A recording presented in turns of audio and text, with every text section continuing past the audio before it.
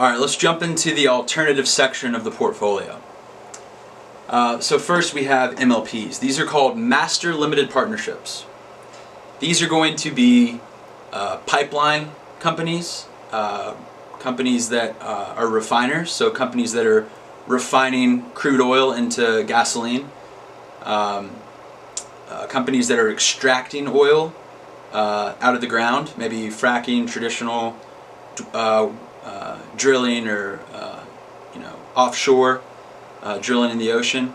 These are all common MLP, or companies that would be in an MLP. And if you recall, we talked about the energy sector of the stock market.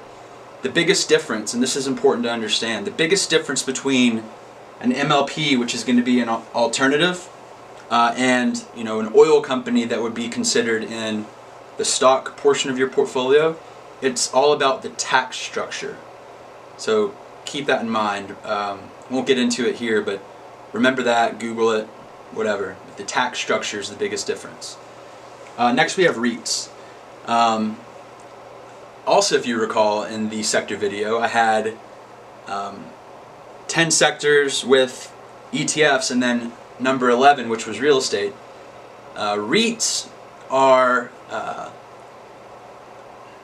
I put them in alternative because they're similarly to how MLPs are different from energy. I put Reits in the alternative section.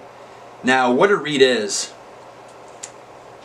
contrary to what I used to believe, driving in downtown Atlanta or downtown LA or Chicago or New York or really anywhere, a strip mall, on the side of the highway. I used to believe that those were owned by individual people.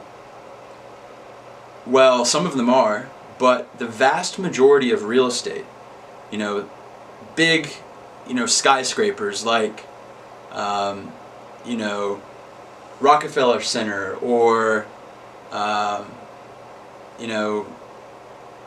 any famous skyscraper you've probably seen, or any big shopping center or mall, or anything in real estate that is impressive, those are generally not owned by individuals. Rather, those are in what are called REITs and owned by people like you and me.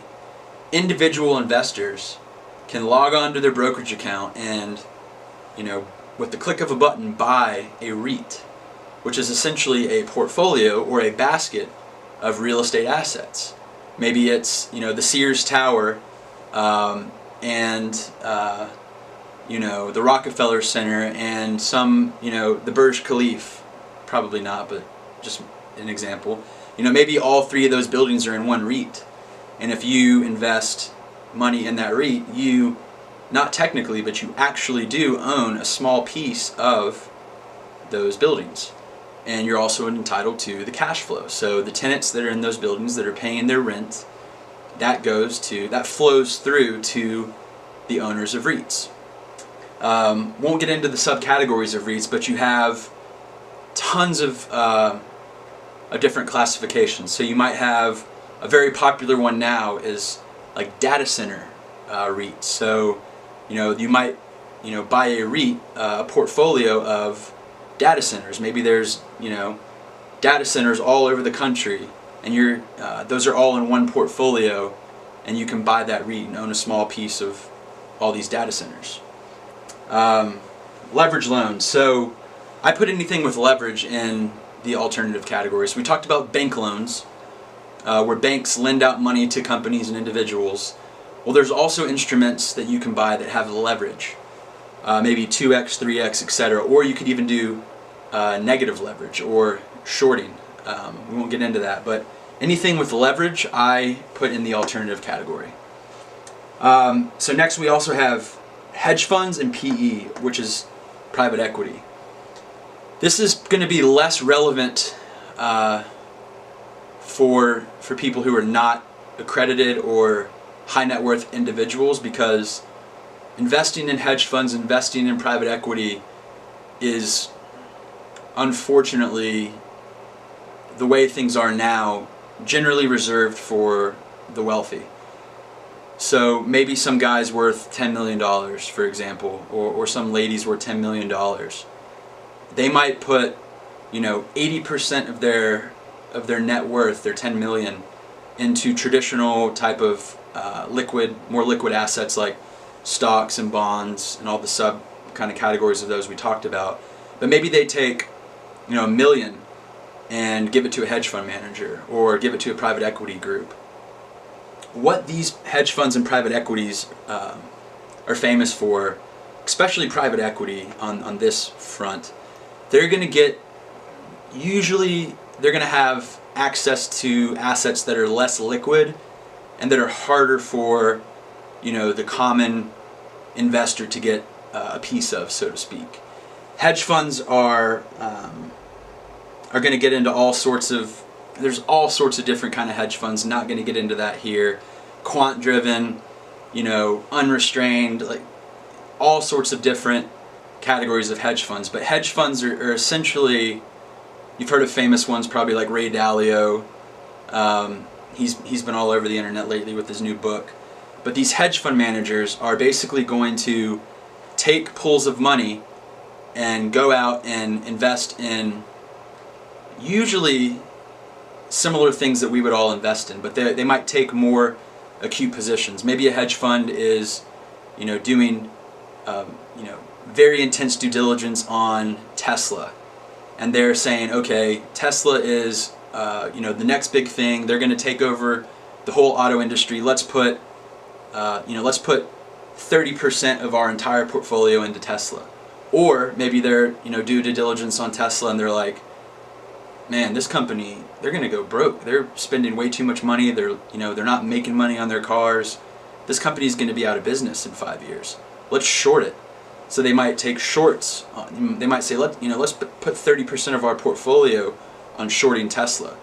So those are things that hedge funds would do, not, well, never say never, but I would hope, your average money manager that's managing, your portfolio, if you're worth $1 million or $2 million or less, I would hope they're not doing this. But that's what those are some things that hedge fund managers are going to do, not, your average Merrill Lynch broker or financial professional or Edward Jones or, some RIA. Those people are typically not going to do that. That's what hedge fund managers are going to do. Next we have, and this is not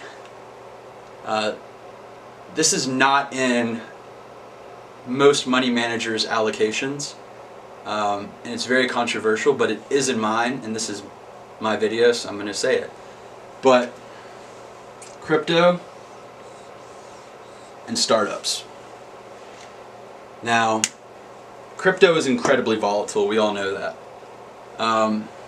I think cryptocurrency has a place in everyone's portfolio. How much is a different story.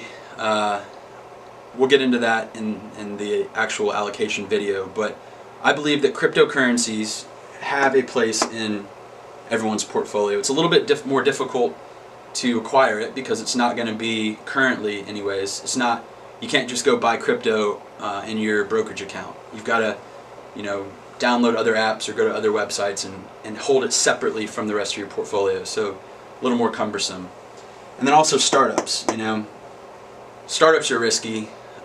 This is especially going out for the younger folks out there, and the older people too. Believe in young people. Give young people a chance. Invest money in, your son or your grandson, or the neighbor down the street's t-shirt company, or his app, or his website, or his ice cream stand, whatever. Startups